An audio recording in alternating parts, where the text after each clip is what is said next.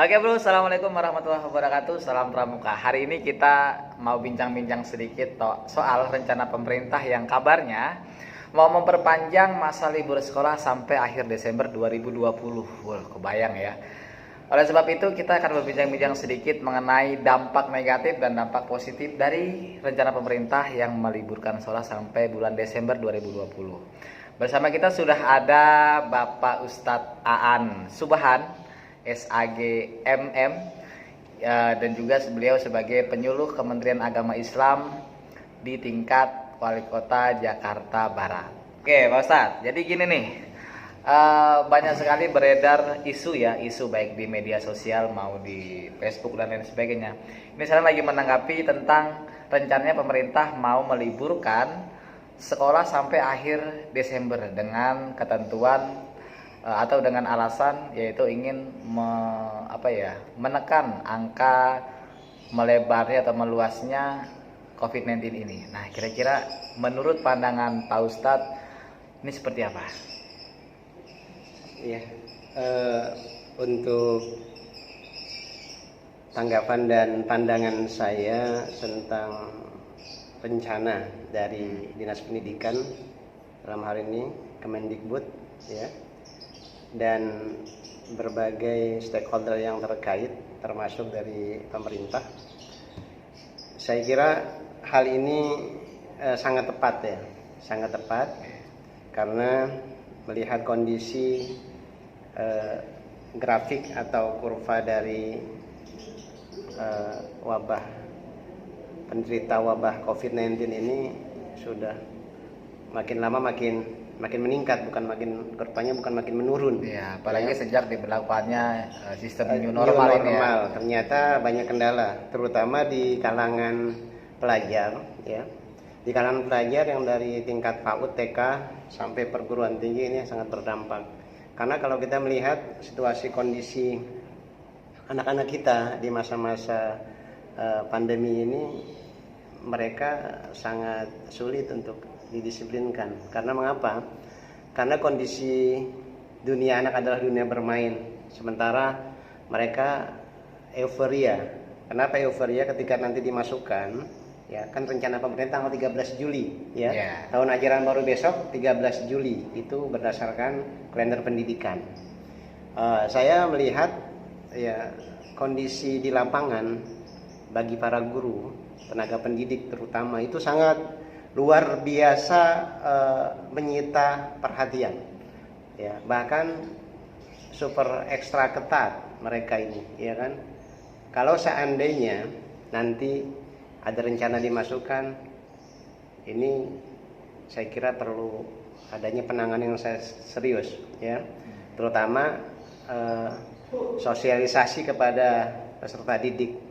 Tetapi saya sangat menyambut baik ketika nanti dimasukkan, ya, di tahun berikutnya, yaitu di semester 2. Ya, berarti kan proses pembelajarnya sistem daring, ya, dengan PJJ online.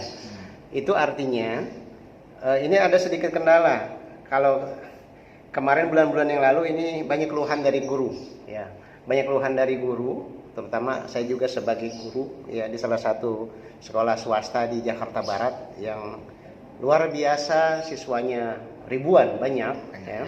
Ini juga menyita perhatian.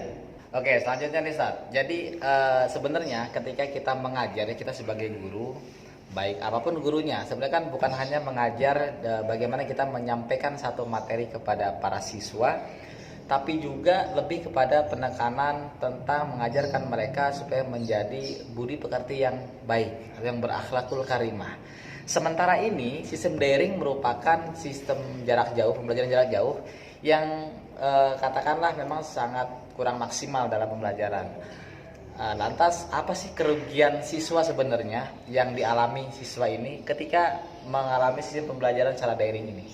Iya, sistem daring ini sebenarnya banyak kelemahan, ya. Kelemahannya satu, siswa tidak bisa bertatap muka langsung dengan gurunya. Betul. Sementara metode yang terbaik, ya, metode terbaik dalam dunia pendidikan adalah aplikasi dan serapan ilmu, ya.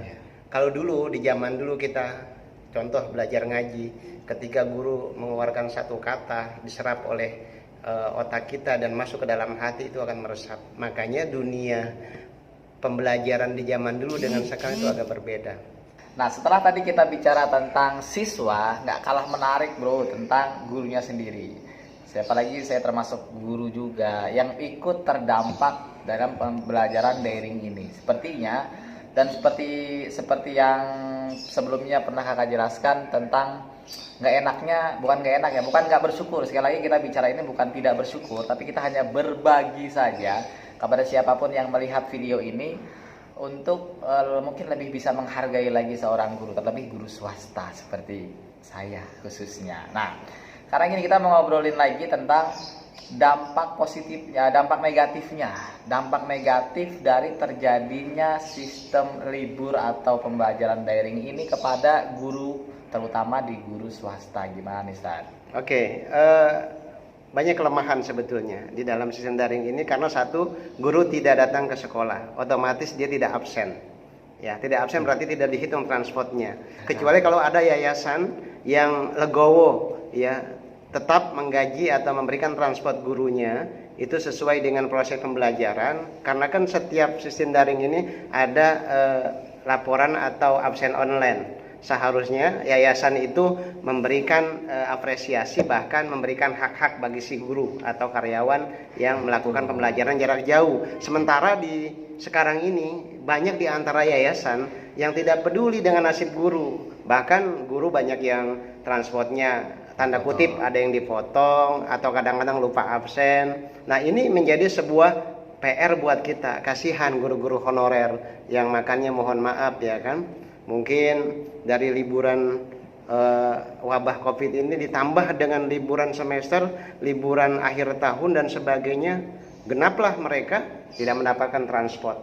Nah, ini yayasan juga harus betul-betul memperhatikan nasib guru. Apalagi guru merupakan salah satu aset terbesar sekolah atau sebuah instansi atau institusi. Karena kalau tanpa guru sekolah tidak akan dapat berjalan. Betul. Ya kan? Karena bagian dari proses sebuah kesuksesan di dalam pembelajaran atau pendidikan adalah tadi adanya guru, adanya siswa, adanya materi, serta adanya wadah.